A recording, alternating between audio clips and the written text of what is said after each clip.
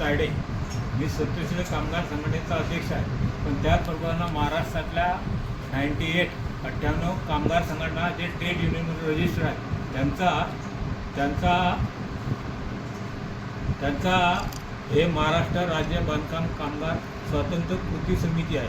त्या समितीच्या वतीनं आम्ही 2024 महाराष्ट्रातल्या कामगारांना ज्या समस्या आहेत त्या समस्या सोडवण्यासाठी वेळोवेळी शासनाच्या तिन्ही यंत्रणेशी म्हणजे एक कामगार आयुक्त, दुसरं प्रधान सचिव आणि इमारत कामगाराचे जे बिन सचिव आणि अधिकारी आहेत कुबार साहेब यांच्याशी वेळोवेळी पत्रव्यवहार करतो. त्यांना भेटण्याची वेळ मागतो, पण ती काही वेळ देत नाही. तरी पण आम्ही पत्रव्यवहार करून कामगारांच्या ज्या समस्या आहेत ते मांडण्याचा प्रयत्न करतो. आमच्याबरोबर आज जवळजवळ 7 जिल्ह्यातले लोक इथं आलेले आहेत. आपलं 26 जिल्ह्यामध्ये पूर्ण नेटवर्क आहे. ज्या ज्या जिल्ह्यात जे कामगार काम करतात ते कामगार सर्व संघटना आपल्यासोबत काम करतात आणि स्थानिक पातळीवर ज्या कामगारांची नाव नोंदणी होते, नाव नोंदणी झाल्यावर त्याला वेळेवर कार्ड भेटत नाही, लाभ भेटत नाही, याच्यावर आपल्या कामगार संघटना आवाज उचलतात.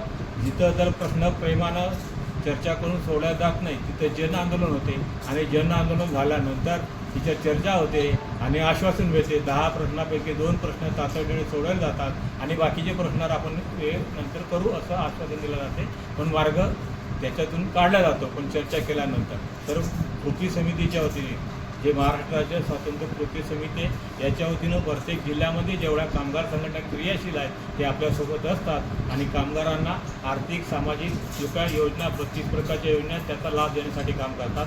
आजची जी पत्रकार परिषद दिली त्याचा मुख्य उद्देश होता की जे 14 कल्याणकारी योजनेमधून जे शिक्षणाचा निधी देणाऱ्या योजना आहेत ते बंद करण्यात आल्या. त्याच्याबद्दल कोणाची तक्रार नव्हती. पहिले ते 9वीपर्यंत जो निधी भेटत होता तो या शासनाने बंद केला. तो निधी काही महाराष्ट्र शासनाचा नाही आहे की केंद्र सरकारचा नाही आहे. तो कामगारांच्या शीट्समधून तयार झालेला पैसा आहे. त्याला कुठलाही अधिकार नाही. कुठल्याही कामगारांनी तक्रार न करता हे निधी का बंद केलेला. त्याच्याऐवजी ते ज्या कामगारांच्या मुलांना माझे निधी देणार होते ते आता त्याच्या बदल्यात त्यांना साहित्य देणार आहे. ज्या साहित्याचा त्या कामगारांना काही उपयोग होणार नाही. कारण मुलांना शिक्षण घेण्यासाठी जे आर्थिक सहाय्य पाहिजे ते रोख रक्कममध्ये यांना भेटणार होतं. पण रोख रक्कम देत असताना यांना कमिशन भेटणार आहे म्हणून ते बंद करून ते वस्तू स्वरूप देण्याचं त्यांचा हे त्यासाठी ही योजना बंद केली. म्हणून आपण महाराष्ट्रातल्या सर्व संघटना याच्या विरोधात आवाज उठवतो. समितीमध्ये मधुकांत पथरे नाहीत, बरेच चेहरे नाहीत. मग समिती कशी पात्रिया एकेकाळी मुंबईमध्ये सर्वात मोठी संघटना चालवते की ते निर्मला निकेतन कॉलेजमध्ये होते.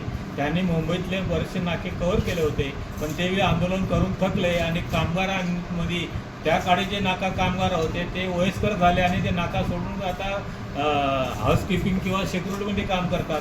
मग त्यामुळे ते संघटना आता थोडं थांबलेलं आहे. त्याची जागा दुसऱ्या कामगार संघटनेने घेतली. प्रत्येक नाक्यावर नवीन चेहरे तयार येतात, नवीन संघटना तयार होतात आणि ते आंदोलन करतात. ते आंदोलन करत असताना अशा सर्व आंदोलनकारांना एकत्र केलं म्हणून हे स्वातंत्र्य कृती समिती आहे. याच्यामध्ये बी एक कामगार समिती आहे. त्या समितीबद्दल वेगवेगळ्या प्रकारचे हे लोक होते. प्रसाद झाडाचे किती कामगार कंत्राटी पद्धतीवर या मंडळामध्ये आहेत? या मंडळामध्ये बहुसंख्य टोटल जे तालुका 358 केंद्र आहेत त्या सर्व कंत्राटी कामगार आहेत. येऊन मुख्य कार्यालयामध्ये जे बी कर्मचारी आहेत ते सर्व कंत्राटी कामगार आहेत. मुख्य कार्यालय जे आहे त्या कार्यालयामध्ये फक्त 7 लोक परमनंट आहेत पण ते प्रभारी आहेत. ते फिक्स नाही आहेत. प्रभारी म्हणून तिथं आलेले आहेत. ते त्यांच्या वेगवेगळ्या डिपार्टमेंटचे आहेत. ते तिथं आलेले आहेत आणि तिथं काही काय बाकी सर्व कंत्राटी कामगार आहेत. काय तायडे साहेब येणाऱ्या याच्यामध्ये कृती समिती एखादं मोठं आंदोलन वगैरे घेणार आहे का या विषयाला? जर हे आंदोलन घ्यायचं आहे. आमचं आंदोलन बरं 2024 पासून नागपूरला घेतलं, मुंबईला घेतलं. तर आंदोलन करत असताना संख्या किती असेल पण पोलीस येऊन ते रोखतात आणि मग जे काही अधिकारी या मंत्र्याला समोर येतो तो येत नाही, दुसरा अधिकारी येतो, निवेदन घेतो, आश्वासन देतो, पुढे काय होत नाही. तरी आम्ही सतत त्यांच्याशी चर्चा करून याच्यातून संवाद साधून प्रश्न सोडवायचा प्रयत्न करतो. कारण कामगारांना न्याय भेटला पाहिजे. जर संघर्ष एकत्र आला तर न्याय भेटणार नाही. सर, कामगार कल्याणकारी मंडळामध्ये पैशांचा जो गैरवापर होतो आहे या संदर्भात पण आपण परिषदेत बोललेलो आहात आणि मुख्यमंत्री देखील यामध्ये कुठेतरी हस्तक्षेप करत आहेत. मग या मंडळाचं पैशाकडे लक्ष आहे? मी काही बोलत नाही. सभागृहामध्ये गेल्या अधिवेशनमध्ये या अधिवेशन 22 आमदारांनी प्रश्न विचारले. सभागृहामध्ये कामगार मंत्र्यांना प्रश्न विचारले होते. त्या प्रश्नाचं उत्तर कामगार मंत्र्यांनी सरळ दिलं नाही. विचार करून माहिती घेऊन सांगितलं होतं. त्यावेळेस पण दक्षता समिती त्याला अभिमन्यू पवार आणि बरेचशा आमदाराचं नाव घेऊ शकत नाही मी आता, त्यांनी आंदोलन की साहेब दक्षता समितीचं काय झालं, बरोबर, भांडे वाटपाचं काय झालं, हे प्रश्न विचारले होते ना सभागृहामध्ये. त्यावेळेस कामगार मंत्र्यांनी त्यांना सांगलं की माहिती घेतो आणि सांगतो. पुढे काय झालं, दुसऱ्या अधिवेशनमध्ये कामगार मंत्री आकाश फुंडकरांची भूमिका काय आहे या मंडळामध्ये? आकाश फुंडकर साहेब फक्त आश्वासन देतात, अंमलबजावणी करत नाही.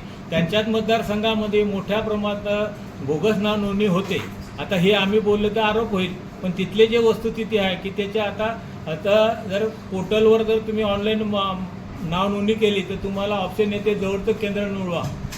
ऑप्शन काय येते, जवळचं केंद्र नोंदवा, जवळचं केंद्र नोंदवा. तर आम्ही ज्या त्या केंद्राचा ॲड्रेस देत होतो ते भाजपचं कार्यालय निघतं.